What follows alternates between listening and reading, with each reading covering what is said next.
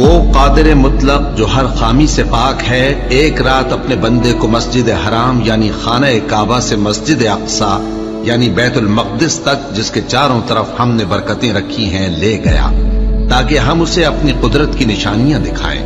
بے شک وہ سننے والا ہے، دیکھنے والا ہے۔ ستارے کی قسم جب غائب ہونے لگے کہ تمہارے رفیق یعنی ہمارے نبی نہ رستہ بھولے ہیں نہ بھٹکے ہیں، اور نہ یہ خواہش نفس سے کچھ بولتے ہیں۔ یہ قرآن تو ایک وحی ہے جو ان کی طرف بھیجی جاتی ہے، ان کو نہایت قوت والے نے سکھایا، یعنی جبرائیل نے جو طاقتور ہیں۔